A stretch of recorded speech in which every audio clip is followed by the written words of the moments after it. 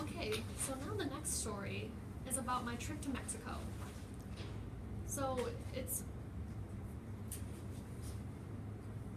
really close to San Diego, California, and that's where I'm from. So I plan to meet a friend over in Mexico, in Tijuana. So we were driving,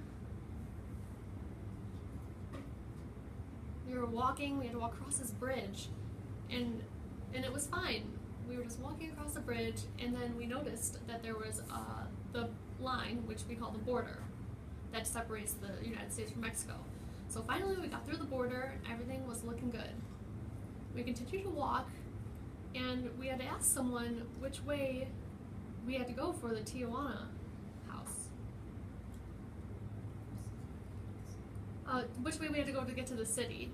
So the two of us hopped in this taxi, and we asked the taxi driver, we were telling him where we wanted to go, and he was trying to give us directions for which way would be best. And there was just a lot of excitement happening in this one area, so we decided that we would go over there. But the taxi driver totally went the wrong way, and we were like, "Sir, we want to go this way." And he was like, "Don't worry, I know where I'm going." So we continued to drive, and we were just really confused, and finally he came to a stop. There was this liquor store. Oh, there's a really old building. So we decided to get off of the taxi, and we didn't really know what was happening, and then the taxi just left us there. There were many women that were lined up. They were probably prostitutes. So we were entering this liquor store, and it was really far away from where we wanted to be. So we decided to go in there for a drink, maybe a couple beers. So we sat down, and then there were prostitutes everywhere. They were trying to get into people's cars, to pick up Americans. So there was a really nice Mexican man, and he was trying to talk to us, and we told him, "Sorry, we're deaf." So we tried gesturing. We were signing with him and tried gesturing. So we decided that we would just ride back and forth to each other instead. So he called us another taxi, and it was really nice. There were so many prostitutes around, and they were trying to flirt with us, and we were just trying to say no thank you. So anyways, the taxi comes and picks us up, and everything was good, and we thanked them, and we arrived in Tijuana, was where we wanted to be. We started celebrating. There was so many things that you can buy. They had little shops. It was the first thing that I saw when I came into Mexico. And I wanted to buy a chess set. It was really cheap.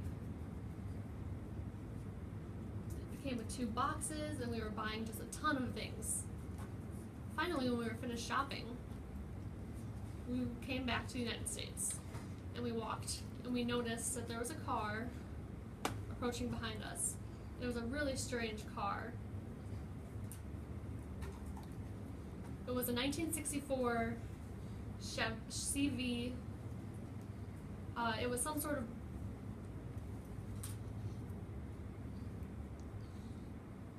It was a 1964 Chevy Impala. It was a 1964 Chevy Impala. SS, which means super. So we saw that car, and we were looking at it, and we really wanted it. It looked like there was a husband and wife in there. So they crossed the border, and we were looking at them. So I pulled out So I got $200 cash, and I was flashing it at them. And they were looking at me, and the husband said, "Yeah, you want to get in? And then we're going to go." And they didn't take that money there. They're in the United States. So they were going over that way.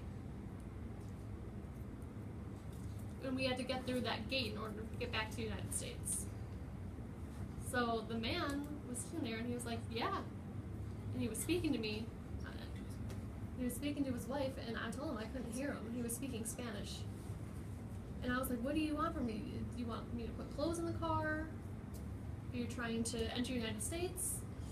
So with that car,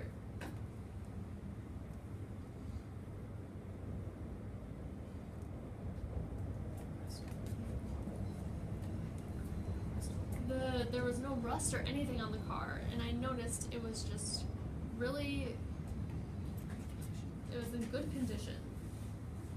So everything was just really pristine, especially for a 1964 old car like that. So then we moved on, went back to the United States. When we got out of the car,